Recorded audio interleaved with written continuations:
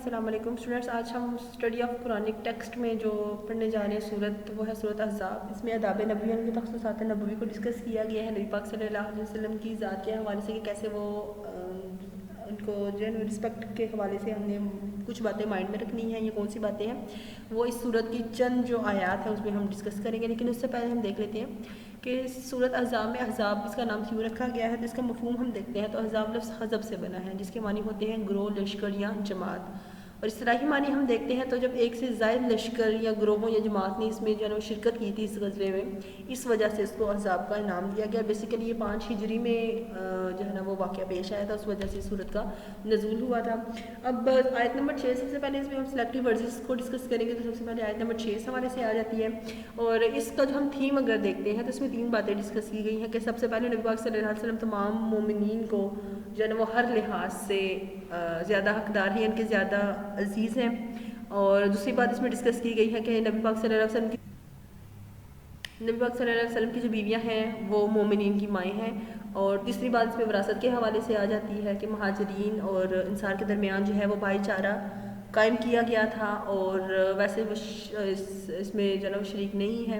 اب اس کا ترجمہ ہم دیکھتے ہیں تو اللہ تعالیٰ نے فرمایا کہ نبی اولی بالمؤمنین من انفسہم، کہ پیغمبر کیا ہے، مومنین پر ان کی جانوں سے زیادہ حق رکھتے ہیں، زیادہ عزیز ہے. وازواجہ امہاتکم، اور ان کی جو بیویاں ہیں وہ ان کی مائیں ہیں. کہ پیغمبر کی جو بیویاں ہوں گی، جو ازواج ہوں گی، وہ ان کی مائیں ہیں، ان کا وہ درجہ رکھتی ہیں. اسی طرح ان کی جو ہے نا رسپیکٹ کی جائے گی جیسے اپنی جو ہے نا مدرس کی جاتی ہے.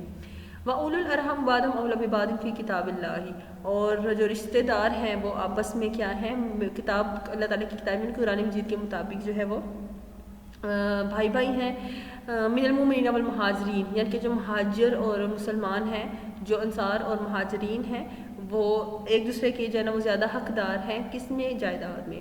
الا ان تفعلوا الى اولیاءکم معروفا، مگر کیا ہے کہ اگر تم ان کے ساتھ، اپنے دوست احباب کے ساتھ احسان کرنا چاہتے ہو، اچھے طریقے سے جو ہے نا وہ ان کو ٹریٹ کرنا چاہتے ہو، تو کانا ذالک فی کتاب المسطورا، تو یہ کتاب یعنی قرآن مجید میں باقاعدہ لکھ دیا گیا ہے. اب یہاں پر جو ہے نا وراثت کے حوالے سے وہ جو بتایا گیا ہے کہ وہ ایک دوسرے پر زیادہ حق رکھتے ہیں. تو بیسیکلی اس میں ڈسکشن کی گئی ہے وراثت کے حوالے سے. اور وراثت کے حوالے سے ہم دیکھیں گے تو مہاجرین کا جو ہے نا وہ حق اس حوالے سے وراثت میں باقاعدہ ان کا حق نہیں ہے، لیکن اگر آپ اپنی طرف سے ان کو کچھ دینا چاہتے ہو تو وہ دے سکتے ہو. لیکن اسلامک پوائنٹ آف ویو سے اگر دیکھا جائے تو وہ اس میں حق نہیں رکھیں گے.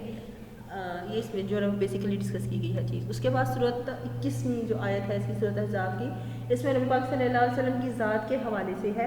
کہ نبی پاک صلی اللہ علیہ وسلم کی ذات کیسے اسوہ حسنہ کا باعث بنتی ہے مسلمانوں کے لیے. اور اس میں بیسیکلی جو ہے نا یہ آیت جب غزوہ خندق ہو رہا تھا تو ان دنوں میں یہ جو ہے نا وہ اس کا نزول ہوا تھا کہ مسلمان جو ہے نا وہ بہت زیادہ مشکلات اور مصائب کا جو ہے وہ شکار تھے.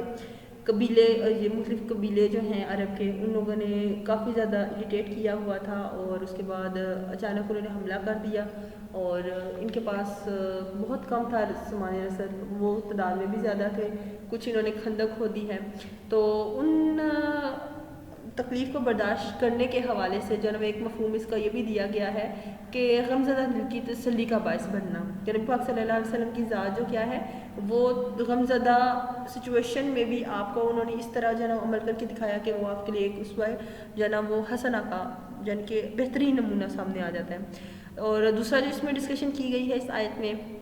وہ پریکٹیکل لائف جو عام زندگی ہم انسان گزارتے ہیں اس کے حوالے سے ہے کہ کیسے ہم نے جو رولز اینڈ ریگولیشنز انہوں نے قرآن مجید کی شکل میں دیے ہیں، جو تعلیمات دی ہیں، اس کے مطابق زندگی گزارنے کا جو ہے اس میں ڈسکشن آ جاتی ہے. جیسے اس آیت میں باقاعدہ ہم اس کا ترجمہ دیکھتے ہیں، لقد کان لکم فی رسول اللہ اسوہ حسنہ، کہ نبی پاک صلی اللہ علیہ وسلم کی زندگی کیا ہے، بہترین نمونہ ہے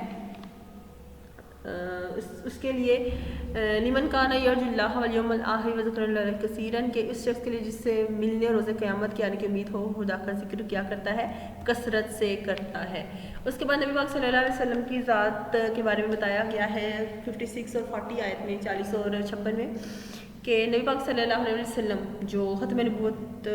کا اس میں تھیم آ جاتا ہے، ٹاپک آ جاتا ہے کہ وہ نبی پاک صلی اللہ علیہ وسلم کے حوالے سے اللہ تعالیٰ نے فرمایا ہے کہ ما کان محمد ابا احد من رجالکم، کہ محمد صلی اللہ علیہ وسلم کیا ہے، تم مردوں میں سے کسی کے باپ نہیں ہیں، ولیکن رسول اللہ و خاتم النبیین، بلکہ وہ خدا کے پیغمبر اور نبیوں کی مہر کی نبوت لگانے والے، یعنی کہ نبوت کی مہر، یعنی کہ اس کو ختم کر دینے والے، تکمیل کرنے والے ہیں۔ وکان اللہ بکل شیء علیما، کہ اللہ تعالیٰ کیا ہے، ہر چیز سے واقف ہے۔ اب بیسیکلی اس آیت کا جو شان نزول آ جاتا ہے وہ یہ ہے کہ جب حضرت عائشہ سے یہ ایک روایت بیان کی جاتی ہے، وہ کہتے ہیں کہ حضرت زینب جو نبی پاک صلی اللہ علیہ وسلم کی زوجہ تھیں، اس سے پہلے ان کا نکاح ہوا تھا حضرت زید بن حارث سے، اور کسی وجہ سے ان کی طلاق ہو گئی ہے، تو پھر نبی پاک صلی اللہ علیہ وسلم نے جب ان سے نکاح کیا تو کفار میں یہ کانسیپٹ تھا کہ متعلقہ، یعنی کہ جو منہ والا بیٹا ہوتا ہے اس کی جو پہلی بیوی ہوتی ہے جس کو وہ طلاق دے دیتا ہے، اس سے نکاح کرنا جائز نہیں ہے۔ تو اس کانسیپٹ کی تردید جو ہے نا اس آیت میں کی گئی ہے۔ دوسرا نبی پاک صلی اللہ علیہ وسلم کی نبوت کی تکمیل اس حوالے سے جو ہے نا وہ بیان کر دی گئی ہے۔ اس کے ساتھ ہی آیت نمبر 56 میں جو اللہ تعالیٰ نے بیان فرمایا ہے نبی پاک صلی اللہ علیہ وسلم کی اہمیت کو مزید اجاگر کرنے کے لیے، وہ یہ ہے کہ ان اللہ و ملائکتہ یصلون علی النبی، کہ خدا اور اس کے فرشتے، بے شک اللہ تعالیٰ اور اس کے فرشتے کیا ہے، نبی پاک صلی اللہ علیہ وسلم پر درود بھیجتے ہیں۔ یا ایھا الذین آمنوا، کہ وہ لوگ جو ایمان لے آئے ہیں، وہ لوگ جو مومن ہیں، صلی علیہ وسلم تسلیما، مومن جو لوگ ہیں وہ نبی پاک صلی اللہ علیہ وآلہ وسلم پر درود اور سلام کو بھیجیں، درود ان پر زیادہ سے زیادہ پڑھیں۔ اب یہاں پر صلات کے جو ہے نا وہ ڈفرینٹ میننگ آ جاتے ہیں۔ ایک تو ہے وہ سلام بھیجنا، اللہ تعالیٰ اس پہ بھیجتے ہیں، فرشتے بھیجتے ہیں، اور اہل اسلام کے مومن لوگ بھی بھیجتے ہیں۔ اب اس حوالے سے ایک حدیث بھی حضرت انس سے روایت ہے کہ نبی پاک صلی اللہ علیہ وسلم نے فرمایا کہ جس کے پاس میرا ذکر کیا جائے گا اس پر لازم ہے کہ مجھ پر درود بھیجے، اور جو شخص ایک مرتبہ مجھ پر درود بھیجے گا اللہ تعالیٰ جو ہے وہ اس پر 10 دفعہ جو ہے نا وہ رحمت کے دروازے کھولیں گے۔ دوسری آیت آ جاتی ہے 57 اور 58۔ اس میں بیسیکلی جو ڈسکشن کی گئی ہے وہ تکلیف پہنچانے کے حوالے سے ہے، رنج پہنچانے کے، دکھ دینے کے حوالے سے ہے کہ ان الذین یؤذون اللہ ورسولہ،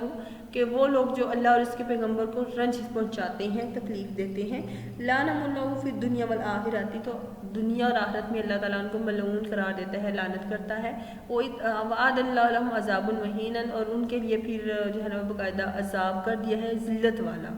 اس کے بعد فرمایا کہ والذین یؤذون المؤمنین والمؤمنات، کہ وہ لوگ جو مومن مردوں اور عورتوں کو ایذا پہنچاتے ہیں، یعنی کہ ان کو تکلیف دیتے ہیں، بغیر مقتصب، جو انہوں نے کام نہیں سر انجام دیا، جو انہوں نے کیا ہی نہیں، فقط احتمل بہتان و اسما مبینا، تو انہوں نے بہتان اور صریح گناہ کا بوجھ اپنے سر پر رکھا ہے۔ اب اس میں جو آیت کا ہم 58 کا 58 کا جو شان نزول ہم اگر دیکھیں تو ابن عباس سے ایک روایت بیان کی گئی ہے کہ یہ ان لوگوں کی مذمت میں آیت اتری ہے جنہوں نے نبی پاک صلی اللہ علیہ وسلم کے حضرت صفیہ سے نکاح کے وقت آپ کو جو ہے تکلیف پہنچائی تھی، اور جو عام انداز میں یا عام آیت کا جو حکم اس حوالے سے آ جاتا ہے وہ یہ ہے کہ کسی بھی طرح نبی اور رسول کو تکلیف دینے کا جو انسان باعث بنتا ہے ان کے لیے باقاعدہ وعید ہے۔ اب مختلف اس کے معنی آ جاتے ہیں، جیسے اللہ تعالیٰ کی اطاعت اور رسول کی اطاعت نہ کرنا، ان کے اگینسٹ جانا، اور اسی طرح مومن مرد اور مومن عورتیں ہیں وہ اگر نیک اعمال سر انجام دیتے ہیں تو ان کی برداشت نہ کرتے ہیں، ان کو تکلیف دینے کے لیے ان پر بہتان یا تہمت لگا دینا، وہ ان آیات میں جو ہے نا وہ ڈسکس کیا گیا ہے۔ تو یہ ہمارا آج کا لیکچر ہے جس میں ہم لوگوں نے مختلف پوائنٹ ڈسکس کیے گئے ہیں، پہلے نبوت کے حوالے سے بھی شارٹلی ہم نے دیکھا ہے، اس کے بعد مومن مرد، اور اس کے بعد نبی پاک صلی اللہ علیہ وسلم کی ذات کے حوالے سے کہ وہ تمام جو مومن ہیں ان کو ہر لحاظ سے عزیز رکھتے ہیں۔ اس کے بعد جو لوگ ان کو تکلیف پہنچانے کا باعث بنتے ہیں ان کے لیے اللہ تعالیٰ نے جو ہے نا عذاب تیار کر رکھا ہے۔ انشاءاللہ ہم نیکسٹ لیکچر میں نیکسٹ سورہ ڈسکس کریں گے۔ Thank you.